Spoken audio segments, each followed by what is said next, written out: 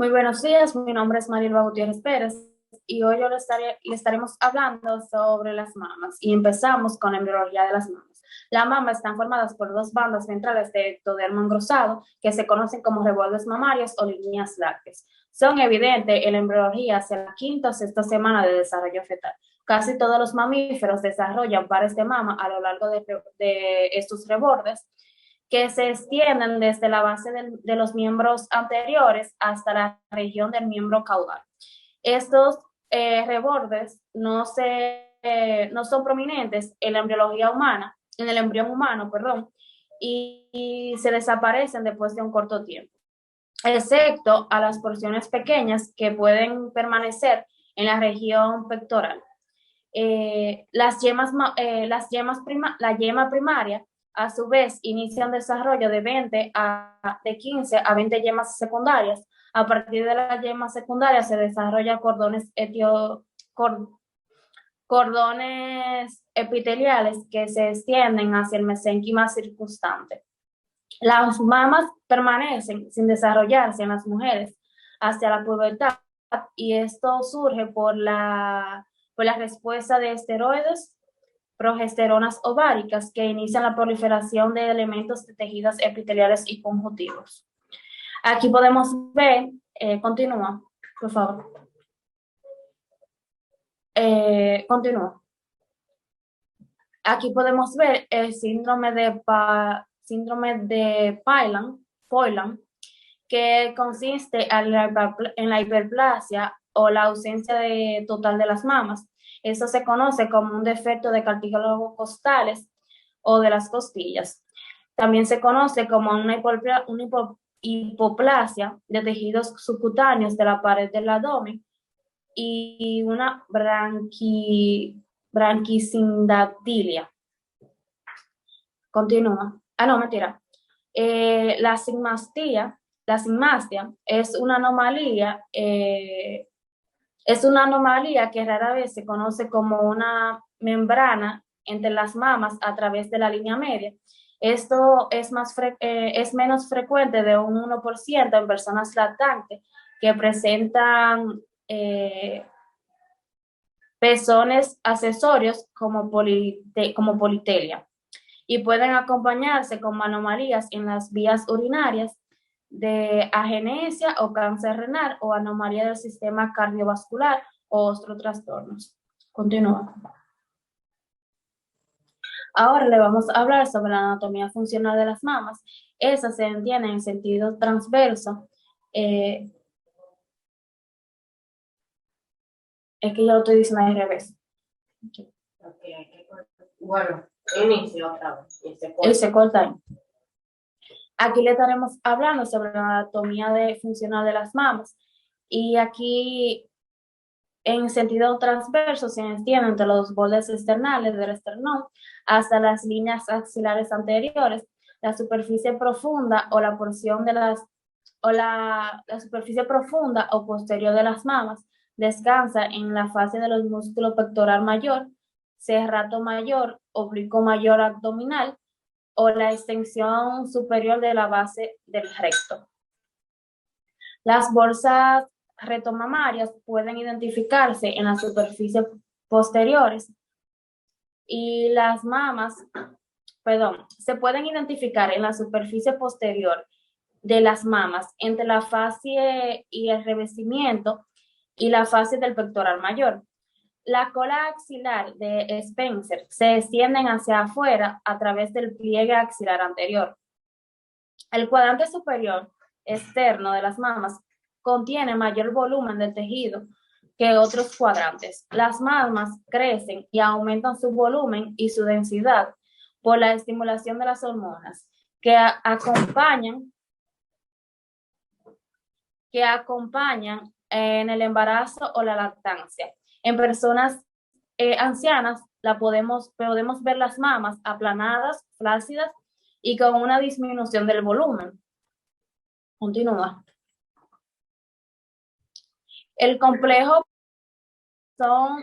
pezón areolar.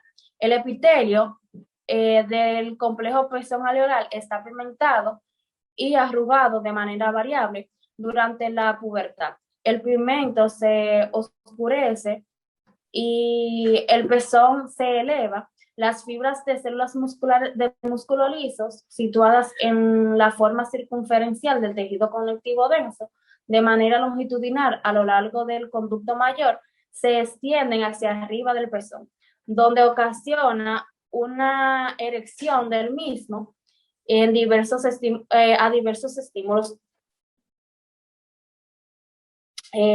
Continúa. Las mamas inactivas y activas. Aquí podemos observar que cada lóbulo de la mama termina en un conducto mayor que se abre a través del orificio contraído en la ampolla del pezón.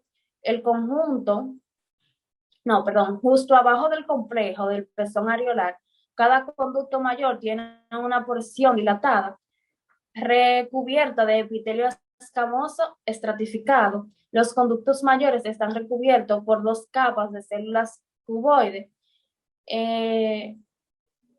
pero tanto los conductos menores, solo tienen una capa de epitelio cilíndrico o cuboide.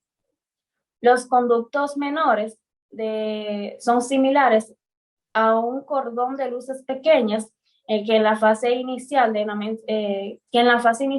ciclo menstrual, la estimulación estrogénica al momento de la ovulación eleva lo que es el epitelio areolar y la luz del conducto se torna más prominente. Y aquí se acumula algunas secreciones. El epitelio areolar regresa a su estado normal después que disminuye el estímulo hormonal. Los conductos se ramifican y se desarrollan a alveolos. El desarrollo de los alveolos es asimétrico y pueden ocurrir variaciones a grandes desarrollos dentro del lóbulo aislado. Aquí vamos a hablar, continúa, sobre la perfusión, inervación y linfáticos. La mama recibe la perfusión principal de las ramas recibe la perfusión principal de la rama perforante de la arteria mamaria interna, de la rama externa de la arteria intercostal posterior, de la rama arterial axilar, incluidas la torácica superior, torácica inferior y ramas pectorales de la arteria acromiotorácica. La segunda y tercera y cuarta perforantes intercostales anteriores y ramas de la arteria mamaria interna se ramifican en las mamas como arterias mamarias medias, y las arterias torácicas inferiores o mamarias se extienden hacia ramas musculares del serrato mayor, del pectoral mayor y menor y del subescapular. Asimismo, se originan las ramas mamarias externas. Por lo general, los vasos linfáticos siguen el trayecto de los vasos sanguíneos. Los límites del drenaje linfático de la axila no están bien definidos y se observan en varias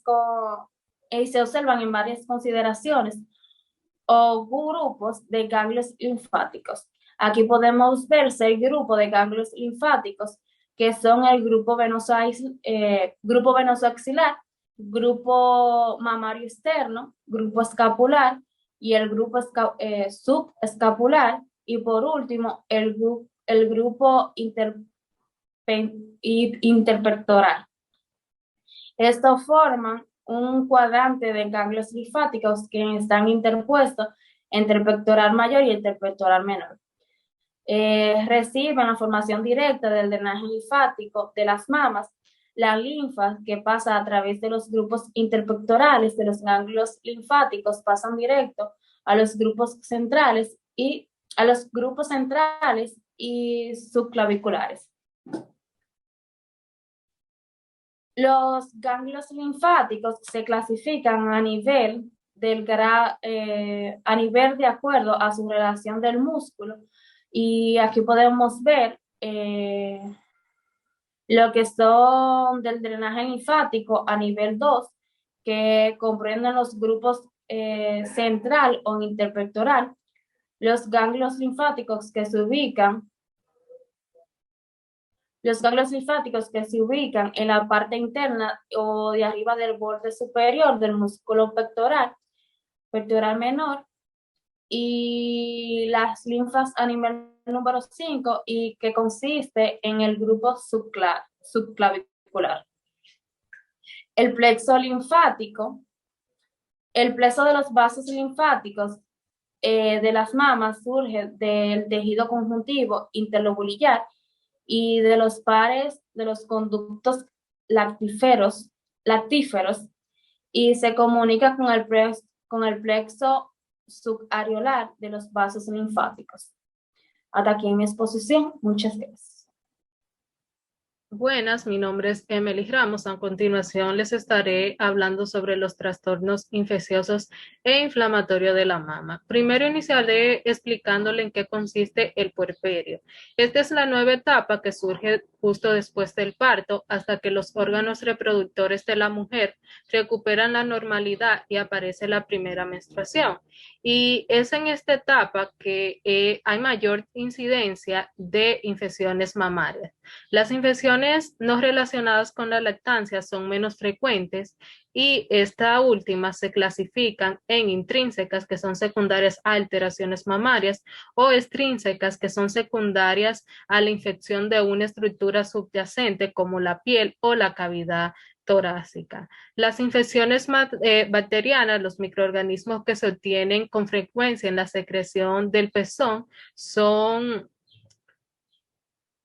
los estafilococos, que aquí vamos a ver accesos mamarios, dolor localizado a la palpación, eritema, hipertermia, accesos subcutáneos, subareolares e interlobulares en caso de que el cuadro evolucione, retromamarios que pueden ser unicéntricos y multicéntricos. El estreptococo se va a tratar con cuidado local, compresas calientes y administración de antibióticos intravenoso como penicilina y cefalosporina. Debe considerarse la biopsia de la cavidad del acceso al momento de la incisión y el drenaje para descartar el cáncer mamario subyacente en pacientes en los que el antibiótico y el drenaje no fueron suficientes.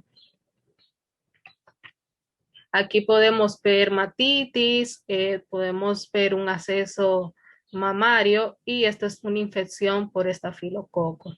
Las infecciones micóticas, las manifestaciones micóticas de la mama son menos frecuentes, y estas se deben a blastomicosis y esporotricosis, perdón.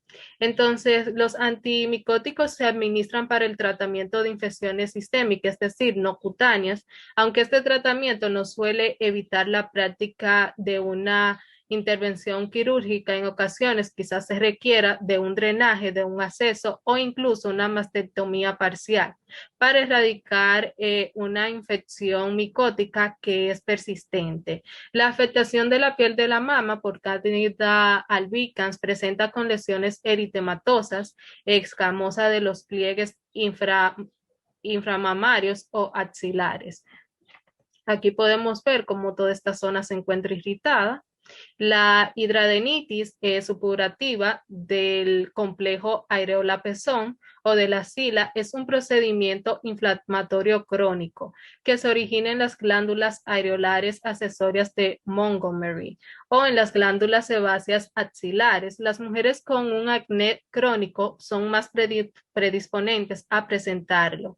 El tratamiento adecuado comprende antibiótico-terapia con incisión y drenaje de las áreas afectadas, y tal vez sea necesario extirparlas. Aquí podemos ver en la axila, en las mamas, y cómo va evolucionando de un caso leve a un caso grave. En la enfermedad de Mondor es una variante de tromboflebitis, afecta las venas superficiales de la pared anterior del tórax y de la mama. Las venas más afectadas es la vena mamaria externa, la vena toracoepigástrica y con menos frecuencia se afecta la vena epigástrica superior. La epigástrica también superficial, se me olvidó ponerla aquí. Por lo general, la mujer padece dolor agudo en la superficie externa de la mama. Pocas veces se observa en ambos lados. Este trastorno es benigno que se cura de una forma espontánea, no indica cáncer. El tratamiento de la enfermedad de Mondor abarca el uso de antiinflamatorios y compresas calientes aplicadas a lo largo de la vena sintomática. El proceso suele resolverse de la cuarta a la sexta semana y resulta apropiado extirpar el segmento de la vena afectada cuando los síntomas persisten o son resistentes al tratamiento. Aquí podemos ver cómo se ven las venas. A continuación les estaré explicando los trastornos y enfermedades benignas y frecuentes de la mama. Los trastornos y las enfermedades benignas de la mama comprenden una amplia gama de entidades clínicas y patológicas. Las aberraciones de los procesos normales del desarrollo, entre ellas están los años reproductivos iniciales. En mujeres jóvenes de 15 a 25 años se puede observar y se presentan de manera sintomática predominantes fibroadenomas, aunque estos últimos suelen crecer hasta 1 o 2 centímetros de diámetro, luego se estabilizan y es posible que alcancen un tamaño mayor. Estos se van a clasificar de la siguiente forma: en fibroadenomas pequeños cuando son inferior a 1 centímetro de diámetro. Estos se consideran normales. Fibroadenomas más grandes cuando son inferior a 3 centímetros de diámetro son considerados como trastornos, y los fibroadenomas gigantes superior a 3 centímetros de diámetro ya se consideran como enfermedades. Aquí podemos ver cómo se van a observar histológicamente y la biopsia. Los años reproductivos tardíos, la mastalgia y la nodularidad cíclica suelen relacionarse con el crecimiento premenstrual de la mama y se consideran normales. La mastalgia notable cíclica y la nodularidad dolorosa e intensa se distingue de la molestia y el abultamiento fisiológico. La nodularidad dolorosa, que persiste más de una semana luego de finalizar el ciclo menstrual, se va a considerar como un trastorno. Un aspecto muy importante para el tratamiento óptimo de los trastornos y las enfermedades benignas de la mama es la diferenciación histológica en cambios benignos, atípicos y malignos.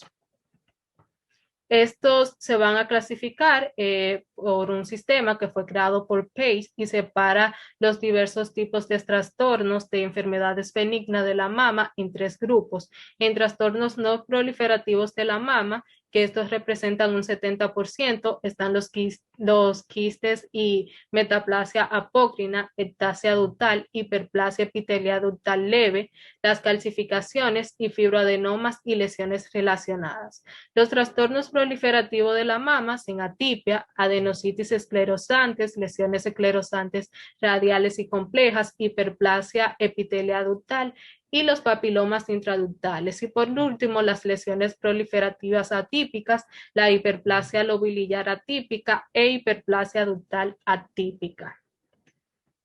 El tratamiento de algunos trastornos y enfermedades benignas, se dice que los más frecuentes son los quistes y la matitis perioductal.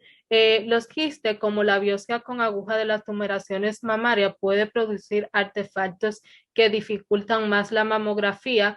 Muchos equipos multidisciplinarios prefieren primero obtener imágenes de las tumoraciones mamarias antes de realizar la aspiración con aguja fina o la biopsia con una aguja gruesa. Sin embargo, en la mayoría de los casos se obtiene una imagen antes de introducir la aguja en la mama, y en realidad ahora la mayoría de los quistes se aspira bajo guía de ecografía.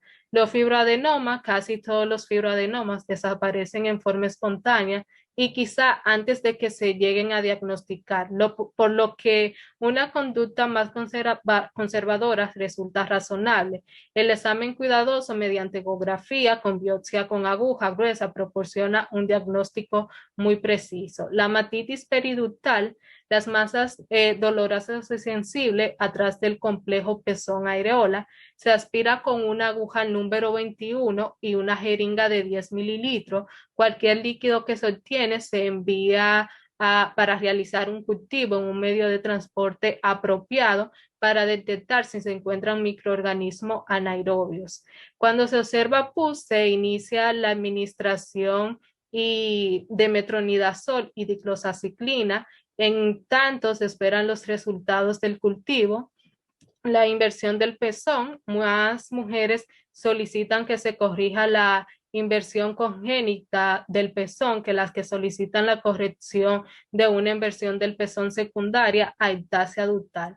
Aunque los resultados suelen ser satisfactorios, quienes buscan la corrección por razones estéticas, se le deben de explicar las complicaciones que esto puede llevar, como una alteración en la sensibilidad y una necrosis del pezón y fibrosis operatoria, o sea, fibrosis postoperatoria, entre otras. Buenas tardes, yo soy Paula Gómez y le voy a estar hablando sobre las diferentes técnicas quirúrgicas que se utilizan para el tratamiento de cáncer de mama. La primera de ellas es la biopsia excepcional con localización por aguja. Esta implica extirpación completa de una lesión de la mama con un margen de tejido mamario de aspecto normal. Antes, los cirujanos obtenían el consentimiento previo de la paciente que permitía la mastectomía si los resultados de la biopsia inicial confirmaban el cáncer. Ahora es importante considerar las opciones terapéuticas locales, tales como tumorectomía frente a una mastectomía con o sin reconstrucción y la necesidad de valoración ganglionar con disección del ganglio centinela. En las incisiones para biopsia de mama se recomienda incisiones alrededor de la areola o incisiones paralelas a la línea de Langer. Los colgados de la piel delgados se evitan para asegurar los tejidos perialveolares viables y una apariencia estética adecuada. Son preferibles las incisiones radiales en la parte inferior de la mama. En las ubicaciones tenemos que las incisiones para biopsia de mama se sitúan dentro de los límites de las incisiones de la piel de la mastectomía subsecuente y su colocación permite márgenes de 1 centímetro o mayores alrededor de la cicatriz de la biopsia. Cuando el tumor está lejos de la parte central de la mama, la incisión de la biopsia puede extirparse separada de la incisión primaria de la mastectomía, en caso que esta se requiera. En general, no se recomienda que las incisiones radiales en la mitad superior de la mama, porque la contractura de la cicatriz produce un desplazamiento del complejo pezón-areola ipsilateral. De igual manera, las incisiones curvilíneas en la mitad inferior de la mama puede desplazar el complejo pezón-areola hacia abajo. Tras extirpar una lesión sospechosa de la mama, el espécimen de tejido de biopsia se orienta para el anapatólogo con suturas, grapas o colorantes. Se pueden obtener márgenes adicionales como superior, inferior, interno, externo, superficial y profundo del lecho quirúrgico al fin de confirmar la incisión completa de la lesión sospechosa. Para lograr la hemostasis de la herida, se recurre a un electrocauterio o a las ligaduras absorbibles. La piel se va a cerrar en forma subcuticular continua con materiales de sutura de monofilamento absorbibles y a continuación los bordes de la piel se van a aproximar con suturas cutáneas adhesivas como la Steri Strip. La herida no debe drenarse. La biopsia excepcional con localización por aguja requiere un procedimiento preoperatorio en la sala de mamografía a fin de colocar un alambre de localización. La lesión también puede marcarse mediante una ecografía en la sala de imágenes o en el quirófano. La lesión a extirpar se localiza con precisión mediante la mamografía y se coloca la punta de un gancho de alambre delgado cerca de ella, con este último como guía al cirujano que va a extirpar en forma subsecuente tanto la lesión sospechosa de la mama como el margen del tejido mamario de aspecto normal. Antes que la paciente salga del quirófano, se toma una radiografía de muestra para confirmar la excisión completa de la lesión sospechosa. Otro de los procedimientos quirúrgicos es la biopsia de ganglio linfático centinela. Se usa sobre todo para valorar los ganglios linfáticos regionales en mujeres con cánceres mamarios tempranos, con ganglios negativos en la exploración física y en los estudios de imagen. Este método también es exacto en mujeres con tumores más grandes, pero casi el 75% de estas pacientes tienen metástasis ganglionares en el examen histopatológico. El día anterior de la intervención quirúrgica se inyecta el coloide radiactivo en el parénquima mamario alrededor del tumor primario, en el sitio de la biopsia previa, en la región subareolar o en el tejido subtérmico en la proximidad del sitio del tumor primario.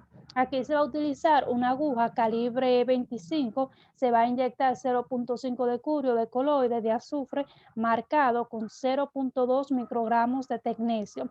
Para el procedimiento, el mismo día o una dosis más alta de 2.5 de coloide de azufre marcado con tecnecio cuando el isótopo se inyecta el día previo o la intervención quirúrgica. Las inyecciones subtérmicas se van a aplicar en la proximidad del tumor o en la región subareolar. Más tarde, en el quirófano se va a inyectar de 3 a 5 milímetros de pigmento azul de isosulfán en el parénquima mamario o en la región subareolar. Es conveniente que el radiólogo use un marcador indeleble para marcar la piel sobre el cáncer al momento de la localización de la aguja. Antes de la intervención quirúrgica se le va a indicar a la mujer que se va a someter al procedimiento que la inyección de colorante azul de isosulfán producirá un cambio en el color de orina y que hay un riesgo muy pequeño de reacción alérgica al colorante. El ganglio centinela se localiza después transcutáneamente con un contador gamma manual. Esto ayudará a guiar al cirujano al lugar de la incisión. Se va a practicar una incisión de 3 a 4 centímetros alineada con lo que se usó para la disección axilar, que es una incisión transversa curva en la parte inferior de la axila, justo debajo de ahí la línea del vello.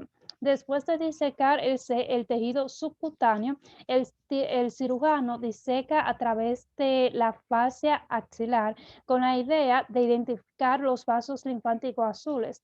Cuando se siguen estos conductos, se llega al ganglio centinela y es posible limitar la magnitud de la disección en los tejidos axilares.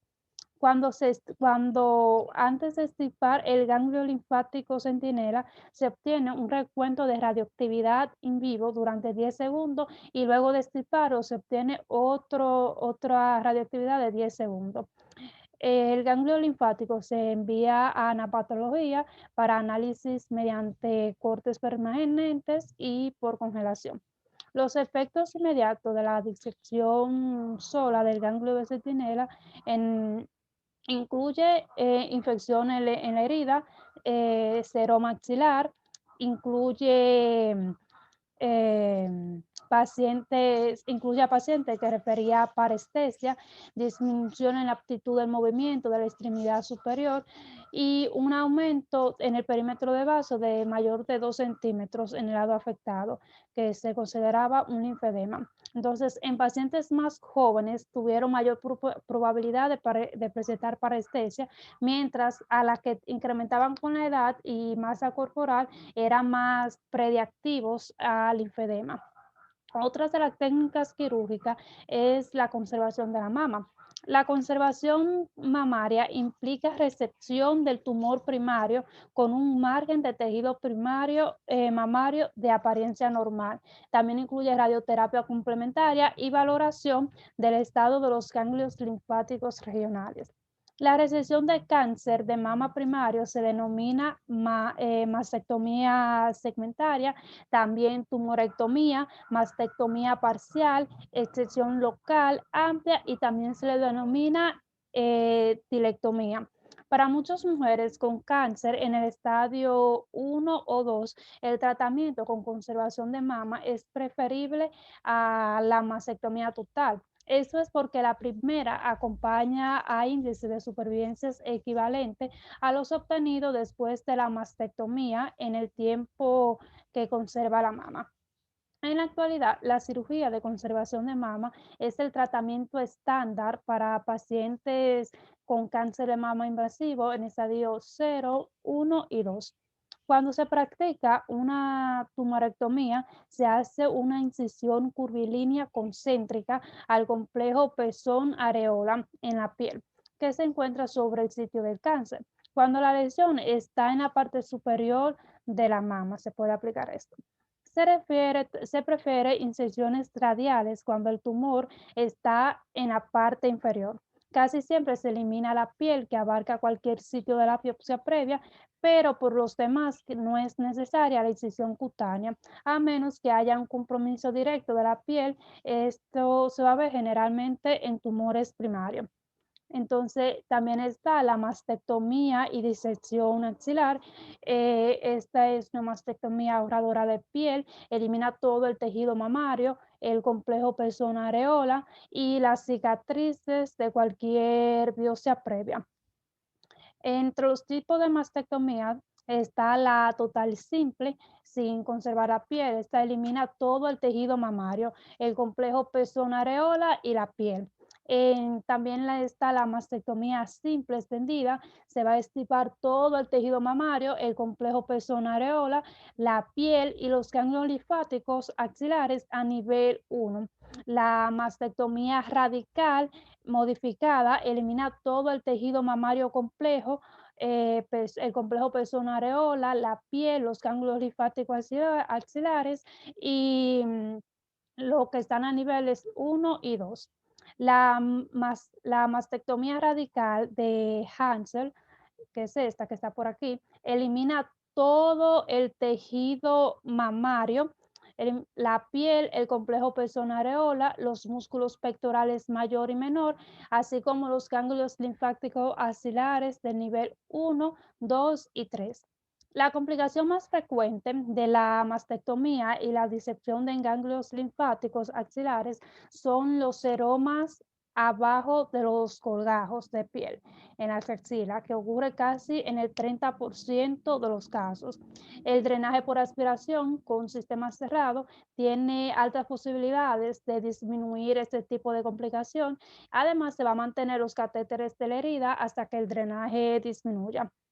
Otra de las técnicas quirúrgicas es la reconstrucción de la mama y la pared torácica. Los objetivos de la cirugía de reconstrucción de mama después de una mastectomía por cáncer de mama son cerrar la herida, reconstruir la mama, lo que se efectúa de manera tardía o de manera inmediata. El cierre de la herida después de la mastectomía se logra mediante la aproximación simple de los bordes de la herida en la mayoría de las mujeres. Entonces, la reconstrucción mamaria después de la mastectomía profiláctica, por ejemplo, o después de la mastectomía para cáncer de mama invasivo temprano, se realiza al mismo tiempo de la mastectomía en este procedimiento. Eso lo que va a permitir es mayor conservación de la piel y ofrece mejores resultados estéticos. La restauración puede realizarse mediante la reconstrucción con expansor, implante o con tejido autólogo como un colgajo miocutáneo pedunculado o un colgajo libre con técnicas microvasculares. En pacientes con cáncer de mama avanzada, la reconstrucción se pospone hasta después de completar la radioterapia complementaria a fin de asegurar el control local y regional de la enfermedad. Si es necesario cubrir la pared torácica para reponer un defecto grande de la piel o tejido blando, se van a usar muchos tipos de colgajos miocutáneos, pero el más frecuente son los miocutáneo dorsal ancho y del recto abdominal. Entonces, si la pared ósea del tórax está afectada por el cáncer, está indicado resecar una porción de la misma, o cuando solo se reseca una o dos costillas, se cubre el tejido blando. Bueno, así. Canceroso.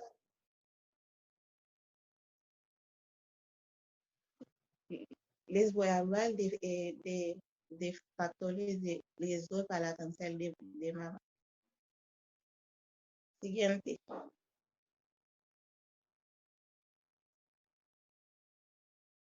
Siguiente.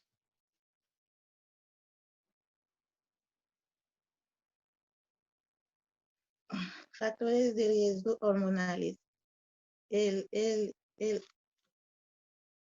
incremento de la exposición a estrógenos se acompaña de un mayor riesgo de cáncer de mama, en tanto que se piensa de una exposición reducida es protectora. De manera correspondiente, los factores que incrementen el número de ciclos menstruales, como la menarquia temprana, la nulliparidad y la menopausia tardía, se relacionan íntimamente del riesgo. Grados moderados de ejercicio y periodo de lactancia más prolongada, factores disminuyen el número total de ciclos mensuales, protegen contra este riesgo. Por último, se observa un vínculo entre obesidad y un mayor riesgo de cáncer de mama. Siguiente diapositiva. Factores de riesgo no hormonales. Los factores de riesgo no hormonales comprenden exposición a la radiación. Las mujeres jóvenes que reciben radioterapia en manto por linfoma de Hodgkin tienen un riesgo de cáncer de mama 75 veces mayor que las mujeres testigos de edad similar. Siguiente. Modelos para la valoración del riesgo. El riesgo promedio de cáncer de mama durante la vida en estadounidense recién nacidas es de 12%. En la actualidad se utilizan dos modelos de valoración de riesgo para el cáncer de mama. Modelo de Gail. Para calcular el riesgo de cáncer de mama con el modelo de Gail, los factores de riesgo de una mujer se traducen en una calificación total de riesgo mediante la multiplicación de sus riesgos relativos en varias categorías. Modelo de Klaus. El modelo de Klaus proporciona estimaciones individuales del riesgo de cáncer de mama según la década de la vida, con base en el conocimiento de familiares de primer y segundo grados con cáncer de mama y la edad al momento del diagnóstico. Siguiente. Mutaciones de BLCA. 10% de los BLCA1. 5 a 10% de los cánceres de mama se debe a la herencia de mutaciones en la línea germinal como BLCA1 y BLCA2 que se heredan en forma autosómica dominante con penetración variable. BLCA1 se localiza en el brazo cromosómico 17q, abarca una región genómica de 100 kilobases del DNA y contiene 22 proteínas codificadoras de 1863 aminoácidos.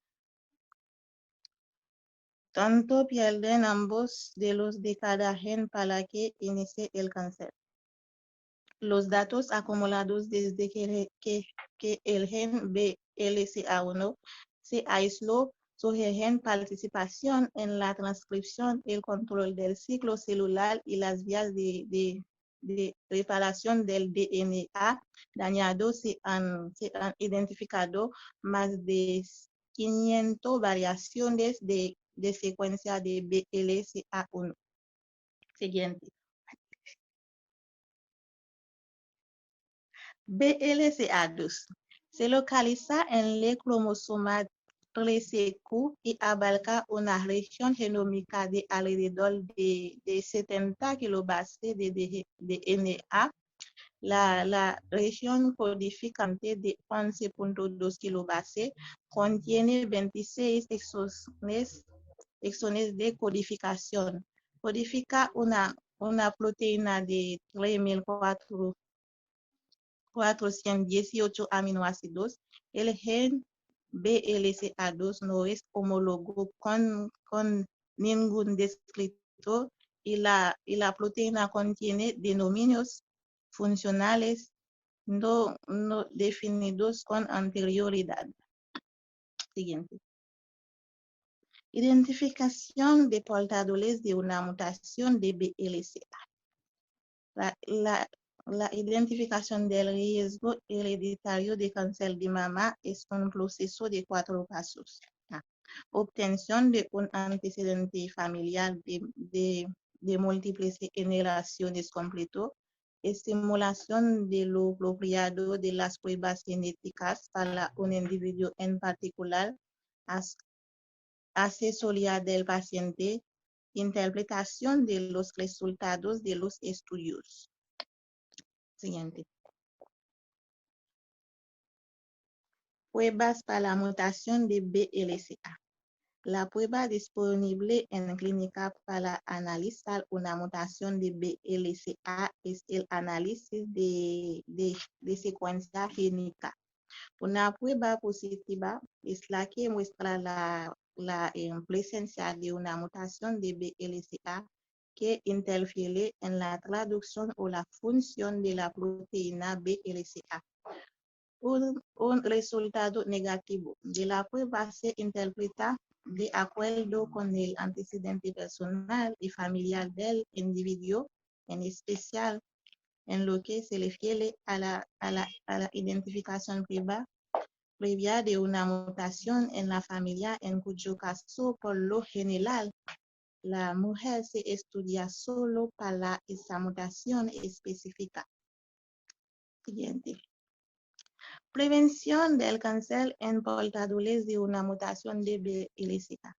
Las estrategias de atención al riesgo para portadores de BLCA1 y BLCA2 incluyen mastectomía profiláctica y reconstrucción, o oophorectomía profiláctica y tratamiento de sustitución hormonal, vigilancia intensiva para cáncer de mama y ovario, quimioprevención.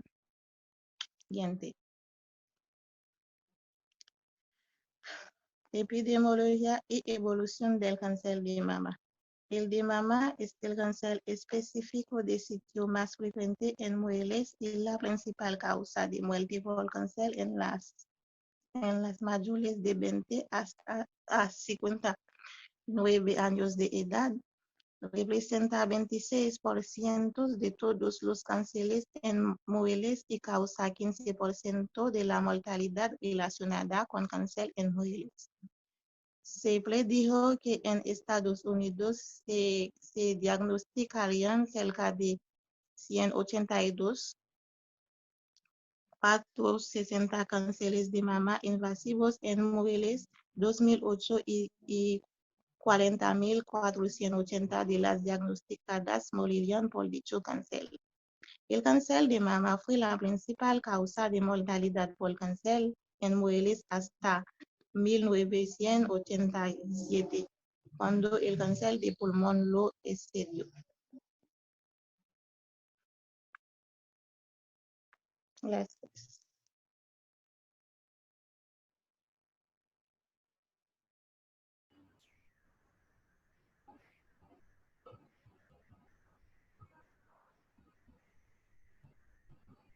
Saludos, mi nombre es Santino Auguste, ahora voy a hablar de la histopatología del cáncer de mama.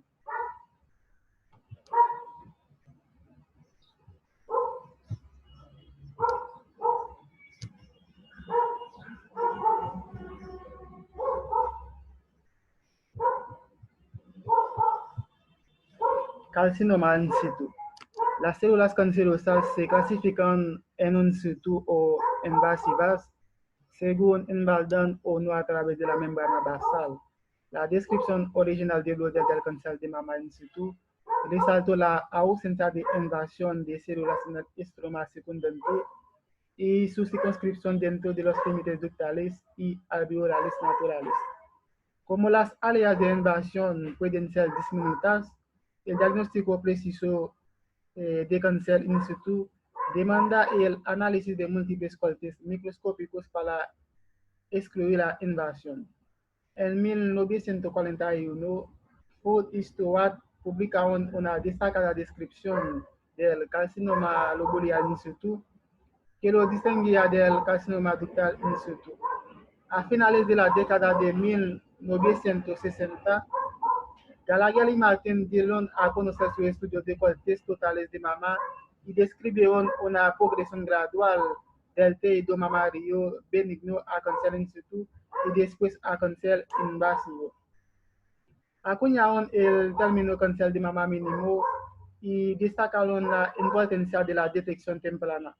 En aquella época, los cánceres in situ constituían inferior a 6% de todos los cánceres mamarios y el carcinoma lobular in situ se diagnosticaba con más frecuencia que el carcinoma ductal in situ en una proporción superior a 2.1.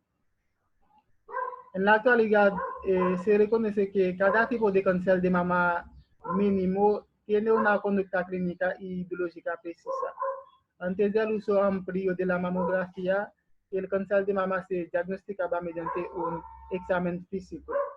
Sin embargo, cuando el mamograma de detección se volvió usual, se demostró un aumento de 14 veces en la incidencia del cáncer in situ, 45%, y el carcinoma ductal in situ se diagnosticó más a menudo que el carcinoma lobular in situ en proporción superior a 2.1.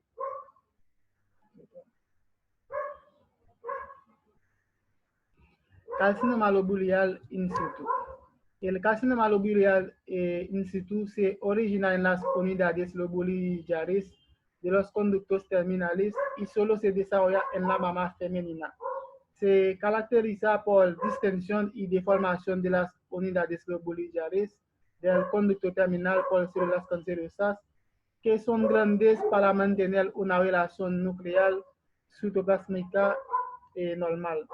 Los glóbulos mucoides citoplásmicos son unas características celulares distintivas. El carcinoma lobular in situ puede observarse en tejidos mamarios que contienen microcalcificaciones, pero las calcificaciones relacionadas con carcinoma lobular in situ casi siempre ocurren en tejidos adyacentes. Esta calcificación vecina es una característica única del carcinoma lobular in situ y contribuye a su diagnóstico. La frecuencia del carcinoma lobular in situ en la población general no puede determinarse con seguridad porque suele presentarse como un hallazgo incidencial. La edad promedio al momento del diagnóstico es de 44 a 47 años, cerca de 15 a 25 años menor que la edad a la que se diagnostica cáncer de mama invasivo.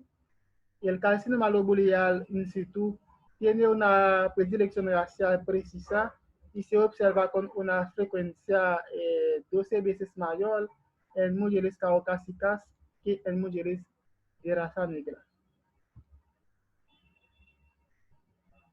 Carcinoma ductal in situ. El carcinoma intraductal se aplica con frecuencia a los carcinomas ductal in situ que conlleva un riesgo alto de progresión a cáncer invasivo. La proliferación del epitelio que recubre los conductos menores, que produce crecimientos papilares dentro de la luz del conducto, es la característica histológica del carcinoma ductal in situ.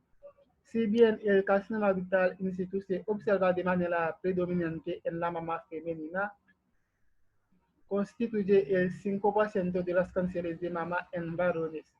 Series publicadas sugieren una frecuencia de detección de 7% en todas las muestras de tejidos de biopsia. En la actualidad, el carcinoma ductal in situ suele clasificarse con base en el grado nuclear y la presencia de necrosis. El riesgo de cáncer invasivo de la mama es casi 5 veces más alto en mujeres con carcinoma ductal in situ. Carcinoma invasivo de la mama. Los cánceres invasivos de la mama se describen como de origen lobulial o ductal. En las clasificaciones iniciales se utilizó el término lobulial para describir cánceres invasivos que se acompañaban de carcinoma lobulial in situ, en tanto que todos los otros cánceres invasivos se denominaban ductales. Las clasificaciones histológicas actuales reconocen tipos especiales de cánceres de mama, el 10% del total, que se definen por características histológicas específicas. Por lo general, el pronóstico de estos cánceres es peor que el de los cánceres de tipo especial. Food Stewart propuso la siguiente clasificación del cáncer de mama invasivo. Enfermedad de Paget del pezón. La enfermedad de Paget del pezón se describió en el año 1874. Casi siempre se presenta como una erupción eczematosa crónica del pezón, que puede ser sutil, pero también es posible que progrese a una lesión exudativa ulcerada. La enfermedad de Paget suele relacionarse con carcinoma ductal in situ extenso y puede acompañarse de un cáncer invasivo. Puede haber o no una masa palpable. La biopsia del pezón muestra una población de células idénticas a las del carcinoma ductal in situ adyacentes. El tratamiento quirúrgico de la enfermedad de Paget puede incluir tumolectomía mamaria, mastectomía o mastectomía radical modificada de acuerdo con la extensión de la afección y la presencia de cáncer invasivo. Y segundo carcinoma ductal invasivo, el adenocarcinoma con fibrosis productiva, 80%, carcinoma medular. El carcinoma medular es un cáncer de mama de tipo especial, constituye el 4% de todos los cánceres invasivos de la mama y es un fenotipo frecuente de cáncer de mama hereditario. Carcinoma mucinoso. El carcinoma mucinoso, también conocido como carcinoma coloide, es otro tipo especial de cáncer de mama, constituye el 2% de todos los cánceres invasivos de la mama y casi siempre se presenta en la población de edad avanzada como un tumor voluminoso. Este cáncer se define por fondos comunes extracelulares de mucina que rodean agregados de células cancerosas de grado bajo. La superficie de cualquier de este cáncer es brillante y de calidad gelatinosa. Carcinoma papilar. El carcinoma papilar es un cáncer de mama de tipo especial que corresponde a 2% de todos los cánceres invasivos de la mama. Suele presentarse en la séptima década de la vida y en un número desproporcionado de mujeres no caucásicas. Carcinoma tubular.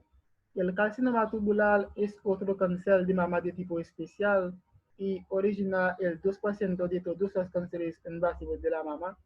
Se observa hasta en 20% de las mujeres cuyos cánceres se diagnosticaban mediante selección mamográfica y suele diagnosticarse entre la perimenopausa o la menopausa temprana. Y al final tenemos el carcinoma lobular invasivo, el 10%, y cánceres raros. Diagnóstico del cáncer de mama. En 30% de los casos de cáncer de mama, la mujer descubre una tumoración en su mama. Otros signos y síntomas de cáncer de mama que se presentan menos a menudo comprenden el crecimiento o asimetría de la mama, alteraciones de retracción del pezón o telorrea, ulceración o eritema de la piel de la mama, una masa axilar y la molestia musculoesquelética. La exploración física del cáncer de la mama se realiza mediante la inspección y la palpación. En la inspección, el cirujano inspecciona las mamas de una mujer con los brazos de esta a los lados, extendidos hacia arriba y con las manos en las caderas. Palpación: el examen físico comprende la palpación cuidadosa de la mama. El examen de la paciente en posición supina se realiza mejor con una almohada apoyando el hemitórax del mismo lado. Las técnicas de imagen son la mamografía, la ductografía, la ecografía y la resonancia magnética. Biomarcadores. Los biomarcadores de cáncer de mama son de varios tipos. Tenemos biomarcadores de factor de riesgo, biomarcadores de exposición, biomarcadores subrogados de punto final, biomarcadores pronósticos y biomarcadores predictivos. Los biomarcadores de factor de riesgo son aquellos que se relacionan con un riesgo de cáncer mayor. Y los biomarcadores de exposición conforman un subgrupo de factores de riesgo que abarcan la medición de la exposición a carcinógenos como los que afectan el DNA. Los biomarcadores subrogados de punto final son alteraciones biológicas en el tejido que ocurren entre el inicio y el desarrollo del cáncer. Estos biomarcadores se usan como puntos finales en estudios clínicos de quimioprevención a corto plazo e incluyen alteraciones histológicas, índices de proliferación y cambios genéticos que llevan a cáncer. Y los biomarcadores pronósticos aportan información del resultado final del cáncer sin considerar el tratamiento.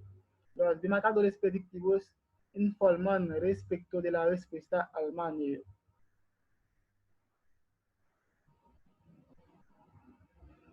Generalidades del tratamiento para el cáncer de mama. Antes de la biopsia diagnóstica, el cirujano debe comentar con la paciente la posibilidad de que una masa sospechosa o un hallazgo en la mamografía sea un cáncer de mama. Una vez que se establece el diagnóstico de cáncer de mama, el tipo de tratamiento que se ofrece a la paciente depende del estadio de la enfermedad.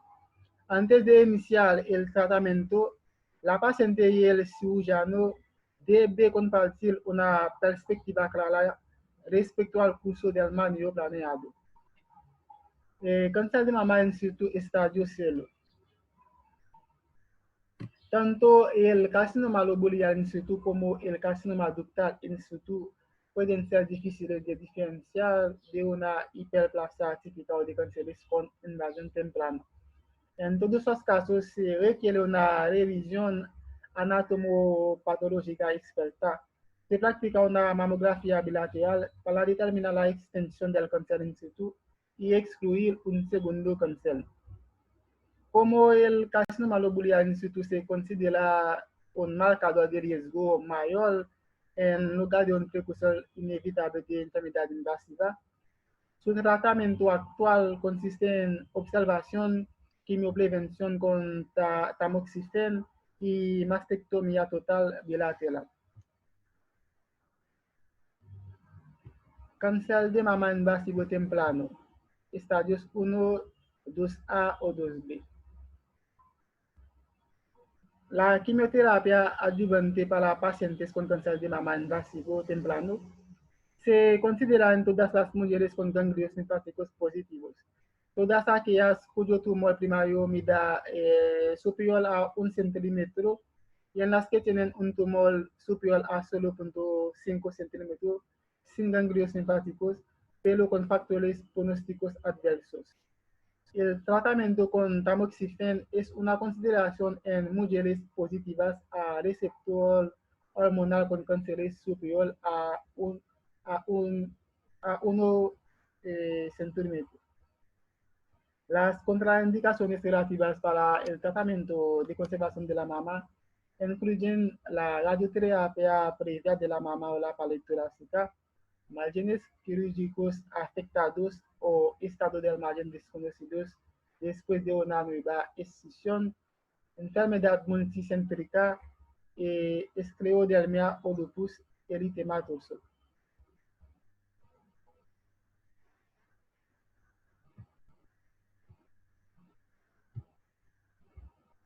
Cánceres de mama regional y local y regional avanzado, estadios 3A o 3B. Las mujeres con cáncer de mama en estadios 3A y 3B tienen una afectación local y regional avanzada, pero sin metástasis a distancia detectadas por medios clínicos. En un esfuerzo para brindarles una supervivencia óptima sin enfermedad local o regional y una supervivencia sin enfermedad a distancia, se integra la intervención quirúrgica con radioterapia y quimioterapia. La quimioterapia se usa para maximizar la supervivencia libre de enfermedad a distancia, mientras que la radioterapia se emplea para maximizar la supervivencia libre de enfermedad local regional. En algunas pacientes con cáncer en estado 3A, la quimioterapia neoadjuvante, es decir, preoperatoria, reduce el tamaño del tumor primario y permite una intervención quirúrgica con conservación de la mama.